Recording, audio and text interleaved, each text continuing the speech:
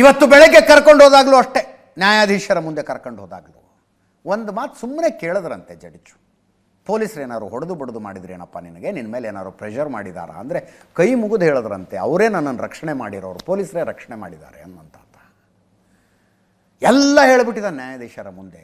ಮಹೇಶ್ ತಿಮ್ರೋಡಿ ಏನು ಮಾಡಿದ್ದು, ಫಸ್ಟು ಈತನನ್ನು ಸಂಪರ್ಕಿಸಿದ್ದು ಎಲ್ಲ ಸೆಟ್ ಆದಮೇಲೆ ಇಡೀ ಸ್ಕೆಚ್ ಹಂಗಿತ್ತು ಅಂದರೆ ಮಹೇಶ್ ತಿಮ್ರೋಡಿ, ಗಿರೀಶ್ ಮಟ್ಟಣ್ಣವರ್, MD ಸಮೀರ್, ಅದು ಯಾವುದೋ ಕುಡ್ಲಾ ರ್ಯಾಂಪೇಜ್ ಅಂತೇನೋ ಅಂದ್ರಪ್ಪ, ಅದು ಯಾವುದೋ ಯೂಟ್ಯೂಬ್ ಚಾನಲ್ ಅಂತೆ, ಅದರದ್ದು ಅಜಯ್ ಅಂತೆ, ಜಯಂತ್ ಟಿ, ಇಷ್ಟು ಜನ ಸೇರಿ ಹೆಣದ ಕಥೆ ಇದು ಅನ್ನುವುದನ್ನು ನ್ಯಾಯಾಧೀಶರ ಮುಂದೆ ಈತ ಎಕ್ಸ್ಪ್ಲೇನ್ ಮಾಡಿದ್ದಾನೆ. ಮೊದಲನೇ ದಿವಸ ಈತ ಏನು ಖಾಲಿ ಕೈಯಲ್ಲಿ ಬಂದಿರಲಿಲ್ಲ. ಸ್ಟೇಟ್ಮೆಂಟ್ ಕೊಡೋದಕ್ಕೆ ಬಂದಾಗ ಜೊತೆಗೊಂದು ತಲೆಬುರುಡೆ ಇತ್ತು, ತಲೆಬುರುಡೆ ಗೊಬ್ಬರ ಚಿಲ್ಲಲ್ಲಿ ಹಾಕೊಂಬಂದಿದ್ದ ಆತ. ಇವರಾಗಿ ಈ ಗ್ಯಾಂಗ್ನವರೇ ತಂದು ಕೊಟ್ಟಿದ್ದು ಸ್ವಾಮಿ, ಅದು ಎಲ್ಲಿದು ಯಾವನಿಗೆ ಗೊತ್ತು ಅಂತ ನೀತ, ಯಾವನಿಗೆ ಗೊತ್ತದು ಎಲ್ಲಿದು ಅಂತ ಹಂಗೆ ತಗೊಂಬಂದು ಕೊಟ್ಟುಬಿಟ್ರು. ಈಗ ಆ ತಲೆಬುರುಡೆ, ಅಯ್ಯೋ ರಾಮ, SIT ಅವ್ರ ಕೈಗೆ ಫಿಸಿಕಲ್ ತಲೆಬುರುಡೆ ಬಂದೇ ಇಲ್ಲ. ಅದು ಈತ ತಗೊಂಡೋಗಿ ಜಡ್ಜ್ ಮುಂದೆ ಕೊಟ್ಟ, ಜಡ್ಜು ದಕ್ಷಿಣ ಕನ್ನಡ SP ಕೊಟ್ಟರು. ಆ SP ಅವರು ಎಲ್ಲ ಪ್ರೊಸೀಜರ್ ಪ್ರಕಾರ FSL ಕಳಿಸಿದ್ದಾರೆ. ಆಮೇಲೆ ಪ್ರಕರಣ SITಗೆ ಟ್ರಾನ್ಸ್ಫರ್ ಆಗಿದೆ. ಈಗ SIT ಅವರಿಗೆ ಆ ತಲೆಬುರುಡೆಗೆ ವಾರ್ನಿಷ್ ಹಚ್ಚಿದ್ದಾರೆ ಅಂತ ಸುದ್ದಿ ಬರ್ತಾ ಇದೆಯಂತೆ. ವಾರ್ನಿಷ್ ಹಚ್ಚಿದ್ದಾರೆ. ಅದಕ್ಕೆ ವಾರ್ನಿಷ್ ಯಾವಾಗ ಹಚ್ಚೋದು, ಯಾವುದೋ ಸಮಾಧಿಯಿಂದ ಒಂದು ತಲೆಬುರುಡೆಯನ್ನು ತೆಗೆದು ಅದನ್ನು ಬ್ರಷ್ನಿಂದ ಎಲ್ಲ ಕ್ಲೀನ್ ಮಾಡಿ ಅದು ಹಾಳಾಗದಂತೆ ಅದರ ಮೇಲೆ ಈ ಕಟ್ಟಿಗೆಗೆ ಹಚ್ಚೋ ವಾರ್ನಿಷ್ ಹಚ್ತಾರೆ. ಯಾರು ಹಚ್ತಾರೆ ಅಂದರೆ ಮೆಡಿಕಲ್ ಸ್ಟೂಡೆಂಟ್ಸ್ ಹಚ್ಚೋದು ಅದನ್ನು.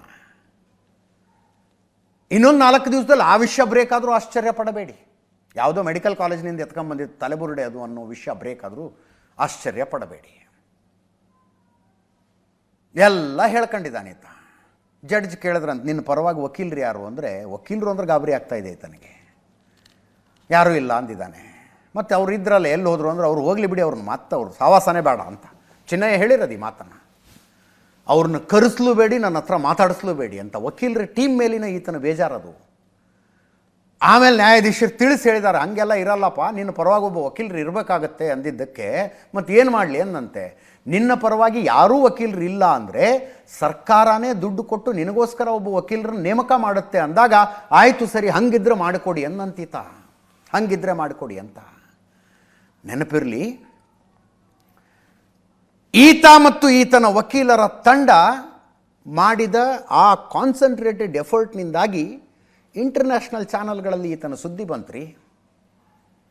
ಇವತ್ತು ಈತನನ್ನು ನ್ಯಾಯಾಧೀಶರ ಮುಂದೆ ಪ್ರೊಡ್ಯೂಸ್ ಮಾಡಿ 10 ದಿವಸ ಕಸ್ಟಡಿ ಕೊಡಿ ಅಂತ SIT ಅವರು ಕೇಳಿದ್ರೆ ಅಬ್ಜೆಕ್ಷನ್ ಹಾಕೋದಕ್ಕೂ ಒಬ್ಬ ವಕೀಲ ಅಲ್ಲಿರಲಿಲ್ಲ.